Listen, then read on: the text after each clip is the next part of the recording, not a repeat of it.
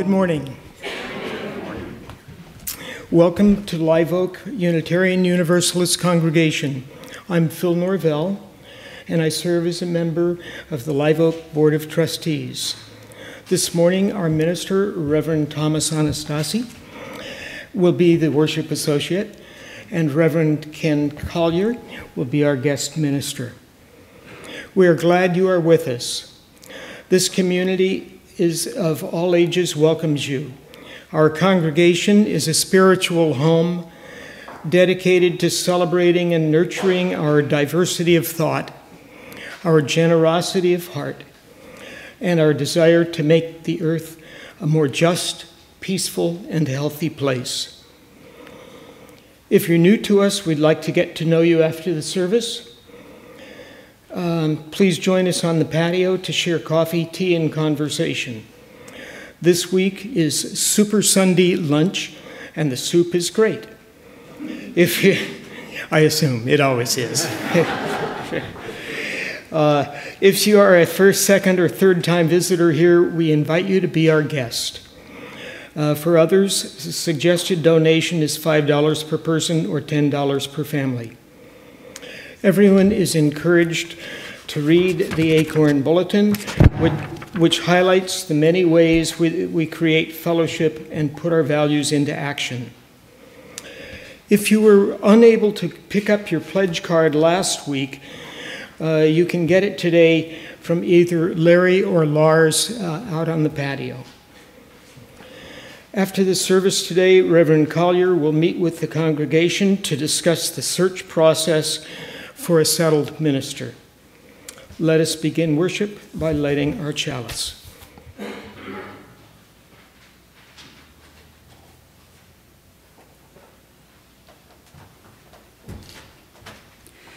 May the light we now kindle inspire us to use our powers, to heal and not to harm, to help and not to hinder, to bless and not to curse, to serve you of freedom.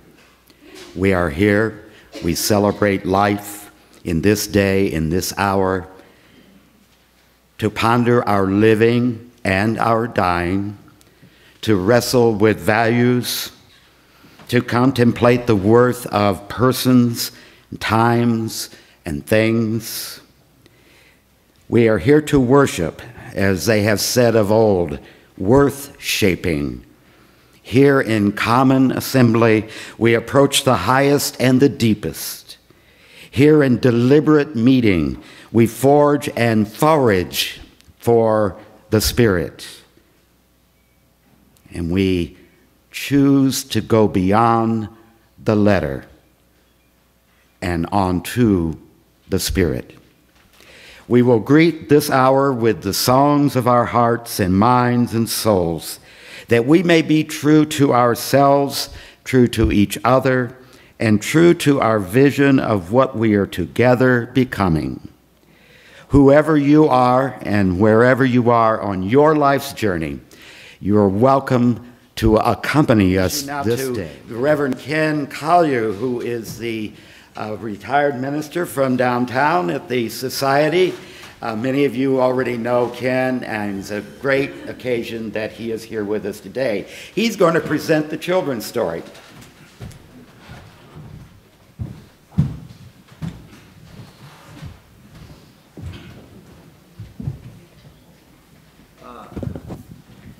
Come on down, any children or any people who think they're children,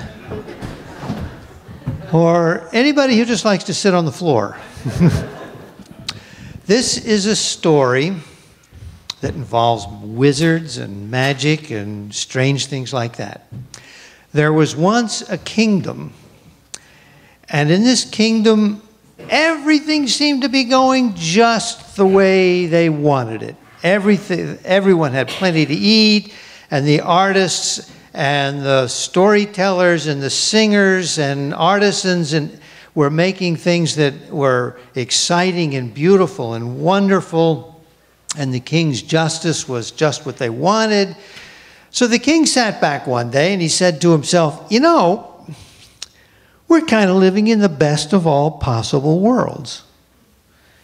What that means is that anything that could change must be for the worst, because this is the best, right? So he called his wizard over, his wizard Rhiannon. And Rhiannon came and he told him about all the, I said that wrong. He told her about all that he'd thought about and how this is the best world. And she kind of sat back and was kind of amused at all that. And then he said, so what I'd like you to do, Rhiannon, is to cast a spell on the kingdom so nothing would ever change. Then she got worried. And she said, now wait a minute. Are you really sure you want to do that? Because nothing changes means nothing changes. And he said, yes, that's exactly what I want. It's perfect now. And he changes for the worst. So I order you to cast this spell. And now she's really worried, because she also had made a vow not only to serve the king, but to serve the power that supported her magic. And the two are now in conflict. So she said, give me a little time to think this over. So you got 3 days, come back in 3 days. So she comes back in 3 days and she says, look, here's what I'm going to do. I'll cast that spell, but it'll only last 7 years and 7 days. In the meantime, I am going to go back to Mage Home, and no matter how urgent the message, I will not come back until the 7 years and 7 days are up. And with a flash of light and a puff of smoke, she disappeared. Because, you know, wizards are sometimes given to overacting.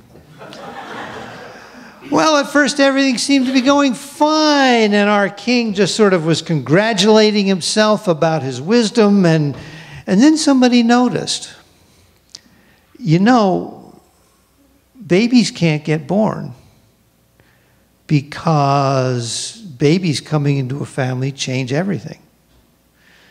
So all the pregnant women stayed pregnant. Not a good idea, people. And then someone noticed that nobody would die because death changes everything. And so the old people who were ready to die just lingered, sometimes in pain and confusion. And then people noticed the songs were always being sung in exactly the same way. And nobody could think of any new stories. And the artisans' work were no different. The potters kept throwing the same pots all the time. And it got pretty bad. And they tried to get Rhiannon to come back from Mage Home, but she steadfastly refused. She would not come back until finally 7 years and 7 days were up. And everybody was excited. All the nobles gathered in the great hall, and the people gathered in the great plaza in front of the palace, waiting, expecting another flash of light and puff of smoke, but you know, you can't predict wizards. She just calmly walked in with her staff through the crowd, came up to the king and said, well, sire, what do you think? Was that a good idea? No change? And he looked at her and said, that was the dumbest thing I ever thought of doing. Things have to change. The only way you can get any new ideas, any creativity, things have to change. And she said, yeah, and the spell is lifted and will not ever be repeated again. And that's the story of the kingdom that could not change.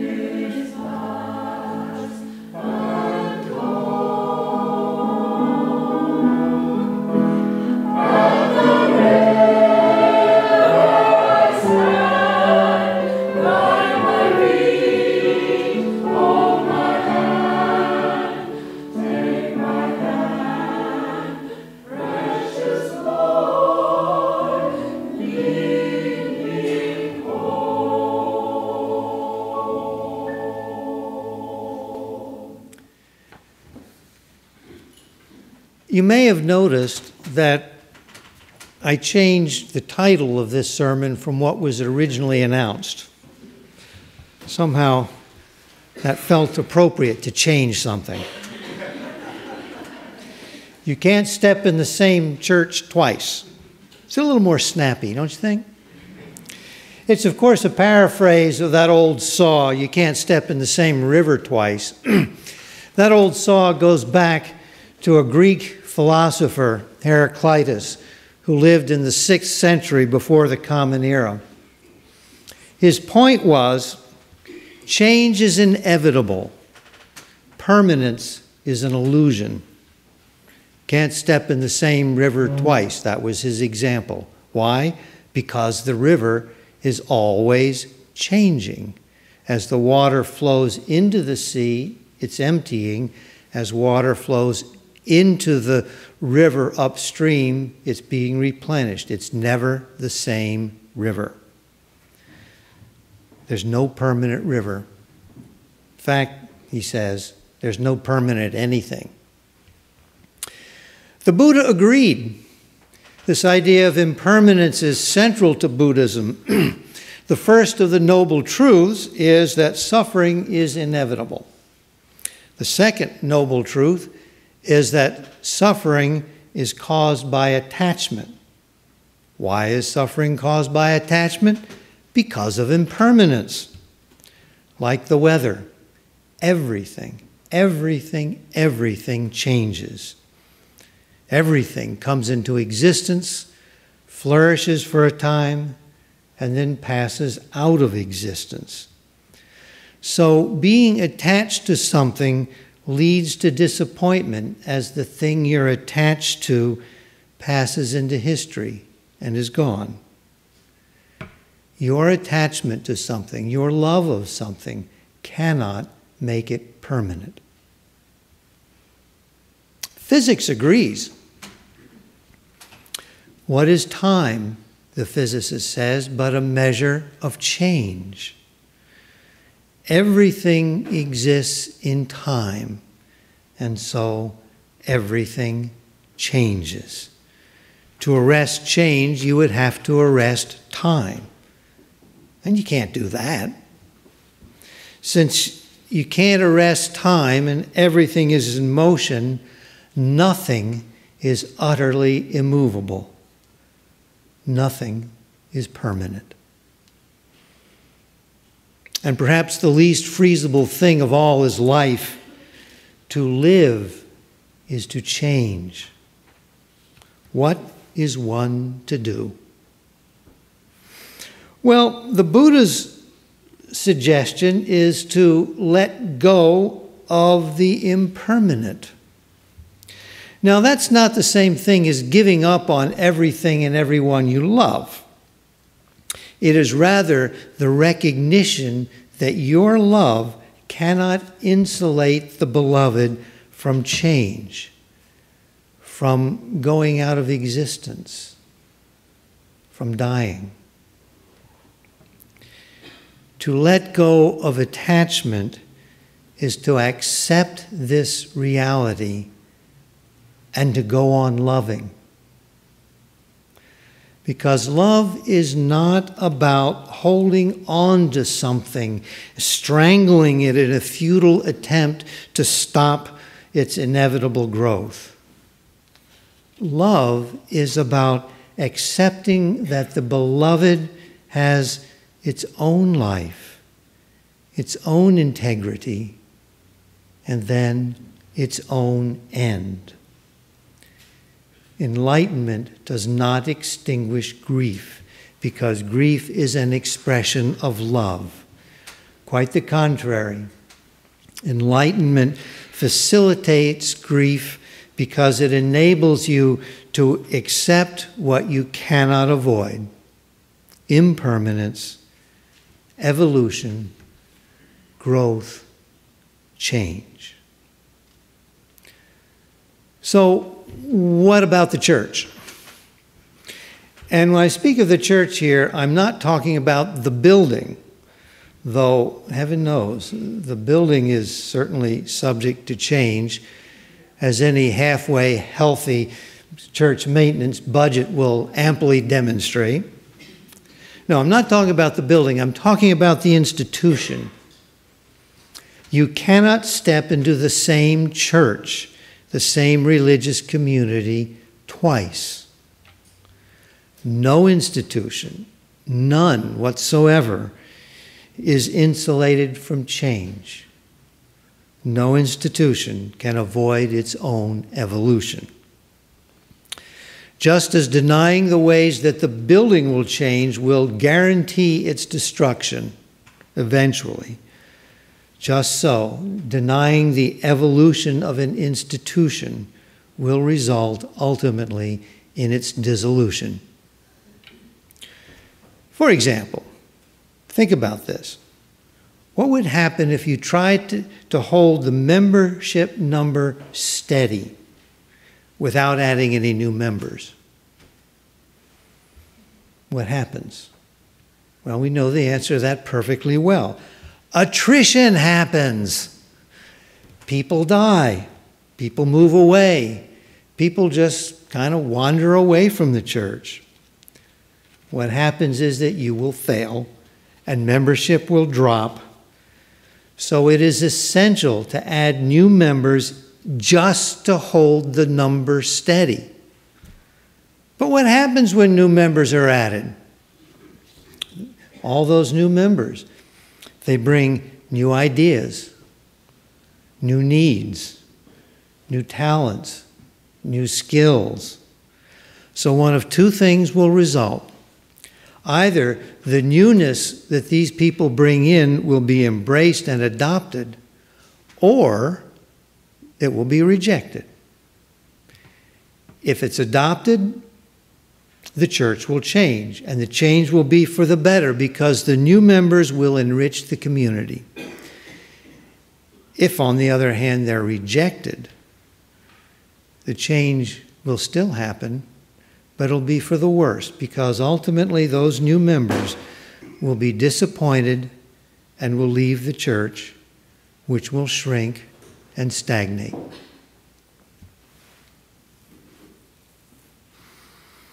Now, sometimes I hear people who seem to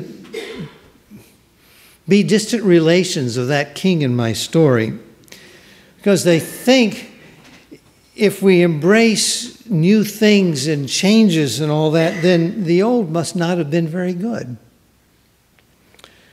That's part of what lies behind the occasional remark that you hear, well, we like things just the way they are. We don't want anything to change. Or, well, that's all well and good, but we've always done it that way. Well, the problem is things are going to change whether you like it or not. That's inevitable. Things are just going to change. And you know, it simply doesn't follow that if the new is good, the old must not have been good. Or if the old was good, the new must not be very good. It just doesn't follow. Embracing change is not a condemnation or an abandonment of the past. Difference does not imply judgment, after all. It's just different. Think about this as an analogy. Think about your children. Or if you have never had any children, think about when you were a child. Now, of all things that change in our lives, children are probably the things that change the most. Every time I see my new grandson, he's a different little baby. Now, compare the family of a 3-year-old with the family of a 16-year-old. As the 3-year-old grows into the 16-year-old, the family will have to change. If the family treated the 16-year-old the same way it treated the 3-year-old, chaos will result. We all know this. But that doesn't mean that the family of the 3-year-old was somehow wrong or not a good family or was right and a better family than the family of the 16-year-old. And it doesn't mean that the family wasn't enriched as the 3-year-old grew into the 16-year-old. It only means that one family is different from the other because they embraced the change. Churches are the same. They change. They change in their programming. They change in their ability to be present in the community. They change in the ways they meet their members' needs. Some of these changes are intentional. Some of these changes are unintended, the inevitable results of choices made or not made. And some of these choices are the result of circumstances over which the church has absolutely no control whatsoever. I think, for example, of a church near Philadelphia, one of our Unitarian churches that burned to the ground because a mouse gnawed through some insulation and wires, proceeded to electrocute itself, start a fire which burned the church to the ground.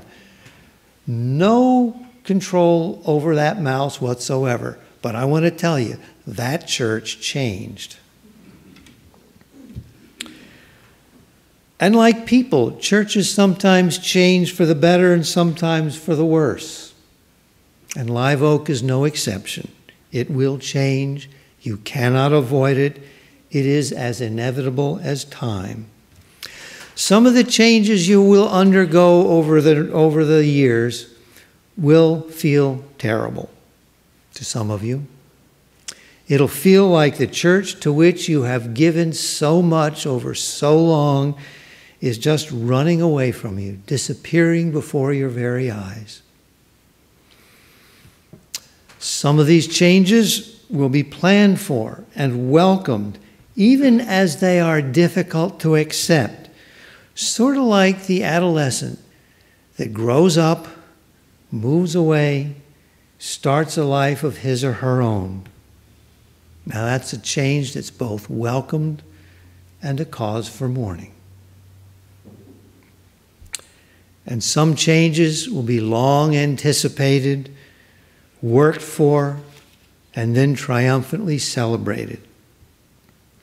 And quite often, the same change will be felt in each of these different ways by different members of your congregation.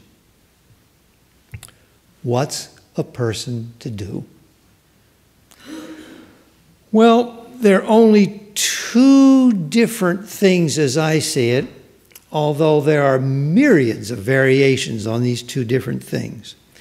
On the one hand, one can resist and resent the changes that will happen, or, on the other hand, one can embrace these changes, grieving when necessary, celebrating when you can. I'm sure it'll surprise nobody that I don't think a whole lot of the resent and resist option. Now, I've seen that in various versions many times over the 30-some years of my ministry, and you know what?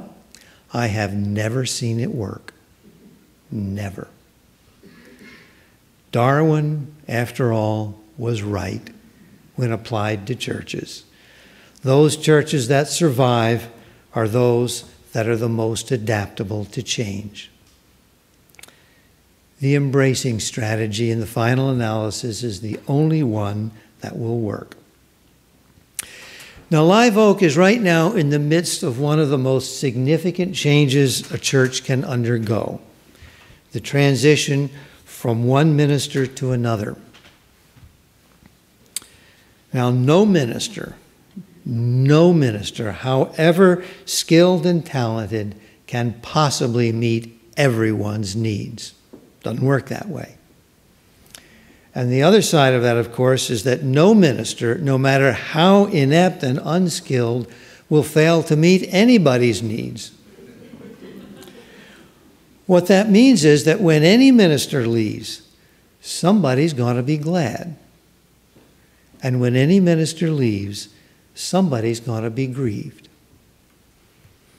Dealing with this is a delicate task, and that's one of the tasks of the interim period. Now, however you personally may have felt about Erica's leaving, it gives you an opportunity to ask a really critical question. Where do we go from here? Where do we go from here? You have a chance to take stock of the future of the church. This is also a task for the interim period. Just as no minister can be perfect or totally incompetent, every minister does some things well, and none will do the whole job perfectly. Again, doesn't work that way. Human beings just don't do that. And Erica was no different. She did some things very well. She did some things not so well. The choice that you face of a new minister is not a chance to fix those things that didn't go as well as you wanted them to under Erica. Nor is it an opportunity to find an Erica clone. Your new minister will not be Erica. Big surprise. Your new minister will not be Erica. What that means is your new minister will have a different set of skills, a different set of talents, a different set of interests, different dreams, different hopes, different ways of understanding religion, and a different vision of spiritual health and wholeness. What you need to do is to recognize and take advantage of this fact. Your new minister will be your servant in service to your vision of your future. So, what's your vision of your future? If it is to maintain everything just as it has been, you will inevitably be disappointed by whomever you call, because that's an impossible task. But if your vision of your future is one that is rich in possibility, and you are eager to embrace that evolution and that change and those possibilities, then, assuming that you exercise appropriate care and wisdom, you will call a minister that can lead you into that rich future. Live Oak has a distinguished history. The question you face now is how you will ensure that future will be as distinguished as that past. How will you ensure that Live Oak will stand for generations to come? This is your future. It's your future, nobody else's. It's your future. Will you embrace it, or will you simply let it happen to you? Will you take that one more step into your future? Will you say that one more word, pray that one more prayer, sing that one more song? Will you embrace your future with boldness and with love? You stand on the shoulders of giants. You know that. Your question is whether your shoulders will be strong enough for future generations to stand on. May they be. Go then from this place with a prayer for peace in your hearts and the work of embracing change in your own hands. Amen.